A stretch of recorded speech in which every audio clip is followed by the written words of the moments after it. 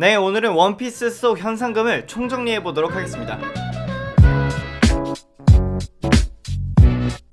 현상금, 그거는 범죄자들의 위험도에 따라서 높아지고 그에 따라서 그 인물의 강함도 어느 정도 증명이 됩니다. 물론 매번 그런 거는 아닌데요. 그 예시로 왕해부와 칠무회에 가입되어 있는 크로코다일은 실제로 정부의 해저 감옥에서 서류상으로는 존재도 하지 않는 레벨 6에 들어가 있습니다. 정상결전에서 도플라밍고와 아주 잠시 대등하게 싸운 장면도 분명히 있고요. 물론 오다이치로 작가님이 크로코다일은 당시 알라바스타의 영웅이었고 비밀스럽게 악행을 하는 중이었기 때문에 8,100만 베리에서 멈춘 거라고 밝힌 바가 있습니다. 마찬가지로 보아 행콕도 전 현상금이 8,000만 베리였지만 칠무회에 가입된 걸로 봐서는 강한 것이 높은 현상금이다 라는 걸로는 볼 수가 없겠습니다. 자, 그럼 오늘은 원피스 속 등장인물들의 현상금과 그 변화를 알아보겠습니다. 첫 번째는 원피스의 대표 귀요미 토니토니 초파입니다. 여러분은 사람은 언제 죽는다고 생각하시나요? 토니토니 초파의 최초 현상금은 50벨이었습니다. 첫 현상금이 걸린 사건은 NES 로비에서의 싸움인데요. 문제라면 나름 럼블볼도 몇 개씩 먹어가면서 이성을 잃었던 초파에게 솜사탕광 초파라는 현상금 50베리라는 타이틀을 먹였습니다. 이후 초파의 현상금은 다시 50베리가 상승해서 100베리가 되기는 하는데 드레스로자에서 나름 한 왕국의 통치 세력을 무너뜨렸는데도 50베리밖에 안 오르는 걸로 봐서는 애초에 정부는 초파를 애완동물로 보기로 작정을 했다고 판단됩니다. 두 번째는 이제 칠무회가 되어버린 광대 버기입니다. 버기는 1500만 베리에서 현상금이 소멸해버린 상태긴 한데 버기가 갖고 있는 그 운빨, 말빨, 상황 판단 능력, 그리고 해적왕의 동료였다는 과거에다가 지하 감옥에 수감되어 있던 다양한 레벨의 해적들을 통솔하고 있는 상황이라서 정부에서는 이래저래 귀찮으면서도 신경 쓰이는 존재가 되어버렸습니다. 세 번째는 전 칠무회인 죽음의 외과의 트라팔가로입니다. 트라팔가로가 처음으로 등장한 곳은 샤본디 제도로 당시 현상금은 2억 벨이었으나 얼마 지나지 않아서 4억 4천 벨이로 올랐고 그 이후 칠무회에 뽑힌 뒤에 소멸되었으나 칠무회를 그만두고 나서 드레스로자 사건으로 다시 5억 벨이로 올라갔습니다. 수술수술 열매의 능력 덕분도 있겠지만 정부에서 많은 관심을 받고 있는 루피 일당과 손을 잡았다는 것에 현상금 증가에도 어느 정도 영향을 미쳤다고 판단됩니다. 네 번째는 캡틴 크로입니다. 너무 옛날이라서 기억이 안 나는 분들도 계시겠지만 보이지 않을 만큼 빠른 속도와 고양이 발톱으로 공격하는 작살이라는 공격으로 유명했던 해적입니다. 하지만 캡틴 크로는 해적 생활에 진절머리가 나서 본인이 죽은 것으로 위장을 했고 결과적으로 1600만 벨이었던 현상금은 소멸합니다. 다섯 번째는 원피스 역대 최대 현상금인 10억 베리를 기록한 가뭄의 잭입니다. 가뭄의 잭은 사왕 카이도의 백수해적단의 멤버로 코끼리 열매 고대종 메머드를 먹은 능력자입니다. 강함도 강함이지만 한 국가를 멸망시키고 거기에 일반 시민들에게까지 피해를 줬다는 잔혹성 때문에 현상금이 두 자릿수까지 올라간 게 아닌가 싶습니다. 여섯 번째는 현재까지 밝혀진 현상금 중 두 번째로 높은 사왕 빅맘의 10번째 아들 샬롯 크래커입니다. 샬롯 크래커의 현상금은 8억 6천만 베리로 어떤 열매를 먹었다라고 명확하게 나오진 않았지만 손발이 늘어나는 걸로 봐서는 로빈의 꽃꽃 열매와 연관성이 있는 게 아닐까 하는 추정만 가능합니다.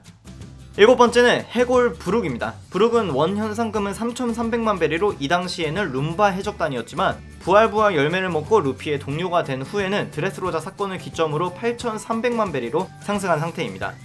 여덟 번째는 루키들 중 가장 잔혹하기로 유명한 유스타스 키드입니다. 유스타스 키드는 샤본디 제도에서 루키들과의 첫 만남 시에 이미 3억 1,500만 베리로 책정되어 있었고 일반 시민들에게까지 피해를 줬기 때문이라고 판단이 됩니다. 2년 뒤에 루피 일행이 시저 클라운과 싸울 때 잠깐 등장한 키드의 현상금은 무려 4억 7천만 베리로 올라 있었습니다. 아홉 번째는 해적왕의 아들이자 모두를 울린 최고의 형 포토거스 디 에이스입니다. 에이스는 정상결전에서 아카이누에게 당해 사망하지만 사망 전까지도 흰수염 해적단의 대장들 중 한 명으로 인정을 받을 정도로 강했고 능력도 워낙 강할 수밖에 없는 능력이라서 정부가 해적왕의 아들이라는 걸 모르는 상황에서도 5억 5천이라는 금액에 책정되었습니다. 열 번째는 스크래치맨 아프입니다. 아프는 음악 또는 음파와 관련된 능력을 갖고 있는 해적인데 2년 전 샤본디 제도에서 만났을 때 현상금은 1억 9,800만 벨이었습니다. 당시 루키들 중 높은 축에 속해 있지는 않았으나 2년 뒤에는 3억 5천만 베리로 오른 데다가 키드와 바질 호킨스와 동맹을 맺음으로써 주목받는 세력 중 한 명이 되었습니다. 11번째는 방금 나온 바질 호킨스입니다. 바질 호킨스의 원래 현상금은 2억 4,900만 베리로 키드, 루피에 이어서 루키들 중엔 3위였는데 어떤 열매를 먹었는지는 아직 밝혀진 바가 없습니다. 하지만 능력은 여러 번 보여줬기 때문에 집 인형과 관련된 능력이라는 것만 추정할 수가 있고요. 2년 뒤에는 3억 2천만 베리로 오르긴 올랐으나 다른 루키들에 비해서는 많이 오른 편은 아닙니다. 12번째는 전 칠무회인 겟코 모리아입니다. 겟코 모리아가 칠무회가 되기 전 현상금은 3억 2천만 베리로 그 힘은 카이도와 호각이었다고 하기는 하는데 아마 시간이 흐르면서 게을러진 것도 있고 좀 약해지긴 했으나 당시 루피의 현상금이 3억 베리였기 때문에 루피 일행에게는 상당히 강하게 느껴질 법한 상대였습니다. 지금은 잠정적으로 사망한 상태입니다. 13번째는 전 칠무회이자 가장 최근에 루피에게 깨진 돈키호테 도플라밍고입니다. 칠무회가 되기 전 현상금은 3억 4천만 베리로 많은 해군 세력에서도 도플라밍고가 이미 위험한 놈이긴 하지만 잠재적으로 더 커질 수 있는 해적이라고 판단해서 칠무회에 들인 것 같습니다. 물론 칠무회에 들어온 이후에도 해군 세력에게는 늘 경계해오고 있었던 힘뿐만이 아니라 여러 실험, 사업 등에도 손을 뻗는 등 아주 나쁜 짓만 골라서 하는 대표적인 악당 도플라밍고입니다. 14번째는 루키들 중 한 명인 우루지입니다. 우루지는 2년 후 현상금은 공개되지 않은 상태로 카이도가 자살하려는 장면에 등장했는데 이 장면에서도 2년 전에 1억 800만 베리에서 멈춰있는지는 확인할 수가 없었습니다. 15번째는 사이보그 프랑키입니다. 프랑키의 첫 현상금은 NES 로비 사건 이후 4,400만 베리였고 워터블루 마을 사람들 중에서는 유일하게 NES 로비 사건 이후 현상금이 붙습니다. 2년 후 외관이 더 이상해진 프랑키는 드레스로자 사건을 기점으로 프랑키 장군의 얼굴로 숲에서의 사진이 바뀌게 되고 금액은 9,400만 베리로 올라갑니다. 16번째는 니코 로빈입니다. 이미 초등학생 정도의 나이에 7,900만 베리가 책정된 니코 로빈은 해적이 아닌 위험한 역사학자라는 타이틀로 현상금이 걸리게 되었습니다. 그렇게 20년 정도를 7,900만 베리로 유지하면서 살다가 NES 로비 사건 이후 8천만, 드레스로자 사건 이후 1억 3천만 베리로 오른 케이스로 원피스 전체의 여성 해적들 중에서는 상위권에 랭크되어 있습니다. 17번째는 루피의 빠돌이인 베리어 열매의 능력자 바르톨 로메오입니다. 바르톨 로메오는 드레스로자의 콜로세움에서 루피를 알아보고 광팬임이 드러나게 되는데 당시 현상금은 1억 5천만 베리였습니다. 물론 이후 도플라밍고의 세력과 싸우면서 5천만 베리가 더 올라 현재는 2억 베리로 책정되어 있습니다. 18번째는 코리브와 카리브 형제입니다. 이 둘은 각각 1억 9천만 베리, 2억 1천만 베리로 둘 중 형제인 카리브는 자연계인 늪 열매의 능력자입니다. 초반에 등장했을 때는 상당히 무자비한 캐릭터로 등장했지만 루피 해적단을 만나자마자 개그 캐릭터로 전락해버린 조금 어이없는 놈입니다. 19번째는 키드 해적단의 전투원인 킬러입니다. 2년 전 현상금은 1억 6,200만 베리로 조로와 같이 선장급이 아님에도 불구하고 상당히 높게 책정된 현상금을 갖고 있습니다. 2년 후에는 2억 베리로 상승해서 여전히 선장급의 현상금을 유지하고 있는데 가면과 신기하게 생긴 나이프가 특징입니다. 20번째는 타락한 해군 장교 엑스 드레이크입니다. 2년 전 현상금은 2억 2,200만 베리로 책정되어 있었고 동물계 고대종 악마의 열매를 먹어서 공룡으로 변하는 능력을 갖고 있고 해군 출신이기 때문에 정부에 대해서 어느 정도 깊게 알고 있는 것처럼 나옵니다. 현재는 카이도를 공격하려다가 오히려 카이도의 산하에 들어간 해적이고 2년 후에 현상금은 공개되지가 않은 상태입니다. 21번째는 도플라밍고에게 평생 농락당하며 사는 베라미입니다. 베라미는 첫 출연 당시 5,500만 베리로 슈퍼 루키 중 한 명이었는데 당시 3천만 베리에서 1억 베리로 올라가기 직전이었던 루피보다도 높았던 인물입니다. 2년 뒤에 드레스로자에서 다시 만났을 때는 1억 9,500만 베리로 실력과 마인드도 성장하긴 했지만 결국은 도플라밍고에게 이용당하고 끝나는 많이 애잔한 캐릭터입니다. 22번째는 어인들의 영웅 피셔 타이거입니다. 태양해적단의 선장이었던 피셔 타이거는 단순히 강하다는 것을 넘어서 다음 세대까지 걱정하는 진짜 존경받는 대장이라는 타이틀에 어울렸던 인물인데요. 당시 현상금은 2억 3천만 베리로 거물들 중에 한 명이지만 어인을 두려워한 마을 주민들의 신고에 의해서 해군을 상대하다가 도망칠 수는 있었으나 수혈을 거부해서 사망하게 됩니다. 23번째는 둘 다 3억 3천만 베리인 빅맘 해적단의 패콤즈와 아름다운 해적단의 선장인 캐번디시입니다. 패콤즈는 빅맘 해적단 중 핵심 전력인데다가 2억대 현상금을 갖고 있는 자연계인 카리브를 패기 담긴 주먹으로 한 방에 쓰러뜨릴 정도로 강하고 현재 진행 중인 밍크족들의 이야기에서도 한몫을 하고 있는 캐릭터입니다. 캐번디시는 원피스 남성 캐릭터 중 가장 이쁘게 나오고 있는 캐릭터로 드레스로자 사건 전까지는 2억 8천만 베리였지만 이후 3억 3천만 베리로 상승하게 되어 있습니다. 능력자가 아닌 캐번디시는 기면증과 이중인격의 힘으로 하쿠바라는 흉폭한 두 번째 자아를 갖고 있는데 흉폭한 만큼 주변 상대를 확인하지 않고 무차별적인 공격을 가하는 모습을 보여줍니다. 24번째는 상디입니다. 상디의 첫 현상금은 NES 로비에서의 사건으로 7,700만 벨이었지만 드레스로자 사건 이후 정확히 1억 벨이가 오른 1억 7,700만 벨이로 올랐습니다. 물론 여기서 조건이 생사불문에서 생포 한정으로 바뀌었고 이에 얽힌 이야기들이 현재 진행 중입니다. 25번째는 우솝입니다. 우솝은 약간 버기와 비슷한 맥락으로 실력보다는 운이 조금 더 작용해서 현상금이 급증하게 된 캐릭터인데요. NES 로비 사건이 끝난 뒤에 저격왕이라는 이름으로 3천만 베리가 걸렸고 드레스로자에서 갓 우솝이라고 불리면서 2억 베리로 오르게 되었습니다. 참고로 이는 밀짚모자 해적단 안에서도 상승폭도 굉장히 높은 편에 속해 있고 결과적으로는 루피, 조로 다음으로 3위가 되어 있습니다. 26번째는 미친 과학자 시저클라운입니다. 시저클라운은 해적으로서가 아닌 과학자로서 3억 베리가 걸린 인물인데 잔인한 실험뿐만이 아니라 그 실험의 목적이나 결과가 무시무시해서 3억 베리라는 금액이 책정되었습니다. 가스 열매의 능력 덕분에 상대방 주변의 산소를 제거해버리거나 독가스를 만드는 등 살상 능력은 정말 높은 시저클라운입니다. 27번째는 카포네 배지입니다. 카포네 배지는 현재 빅맘 해적단의 산하에 들어가 있고 2년 전에 1억 3,800만이었던 데 반해 현재는 3억 베리로 2배 이상 상승한 상태입니다.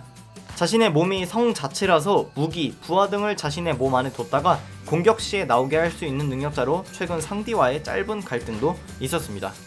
28번째는 주얼리 보니로 어린아이가 되었다 어른이 되었다 하는 아직은 밝혀지지 않은 능력자입니다.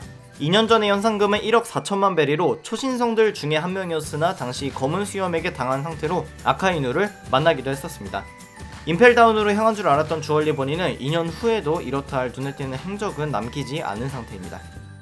29번째는 많은 분들이 가장 좋아하시는 밀짚모자 해적단의 전투원인 롤로노와 조로입니다. 조로는 루피에 이어 밀짚모자 해적단에서는 두 번째로 현상금이 높게 잡혔는데 알라바스터에서 미스터 원인 다즈보네즈와 싸움 뒤에는 6천만 베리, NES 로비에서 1억 2천만 베리, 그리고 드레스로자에서 3억 2천만 베리로 엄청나게 상승했습니다. 3억 2천만 베리면 다른 초신성 선장들과 동급으로 원피스 세계관 안에서도 얼마나 주목받고 있는 선장이 아닌 해적인지 알 수가 있습니다. 물론 루피와의 동료애나 멋진 외모, 멋진 기술까지도 인기가 생길 수밖에 없는 캐릭터가 아닐까 하는 생각도 해봅니다. 근데 조로는 한쪽 눈을 잃은 건가요? 30번째는 미스터2 봉쿠레입니다. 봉쿠레는 복사복사 열매의 능력자로 알라바스타에서는 적이었지만 어느 순간부터 밀짚모자 해적단의 친구가 되어 있으며 루피가 임펠다운을 탈출할 때 가장 크게 희생하며 감동을 선사한 캐릭터입니다. 당시 현상금은 3,200만 벨이었으나 현재는 임펠다운에 수감되어 있기 때문에 현상금이 사라진 상태입니다. 32번째는 폭시 해적단의 선장 폭시입니다. 비록 현상금이 2,400만 벨이지만 데뷔백 파이트라는 체제 안에서는 루피와 대등하게 싸울 정도로 강한 캐릭터입니다. 사실 느릿느릿 열매의 사기적인 능력을 생각해보면 더 높아야 하는 게 아닌가 생각도 해보지만 오다 작가님은 개그 캐릭터로 멈춰두려 한 것 같습니다. 33번째는 원피스 속 가장 착한 놈인지 나쁜 놈인지 불쌍한 놈인지 감이 안 잡히는 바솔로뮤 쿠마입니다. 쿠마의 원래 현상금은 2억 9,600만 베리로 도톰도톰 열매의 도톰 발바닥 인간인데요. 공격을 튕겨내는 것을 넘어서 거의 순간이동에 가까운 이동 능력과 공격 능력, 사이보그에 가까운 개조된 몸까지 아무리 2년 전이라지만 루피 해적단을 멸망에 가깝게 만들어 놓은 인물입니다.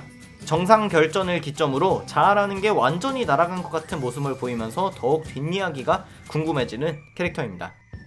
34번째는 징베입니다. 태양해적단 당시 징베는 7,600만 벨이었고 피셔 타이거의 사망 이후 태양해적단을 이끌다가 2억 5천만 벨이가 되었고 이후 칠무회가 되어서 현상금이 소멸되었습니다.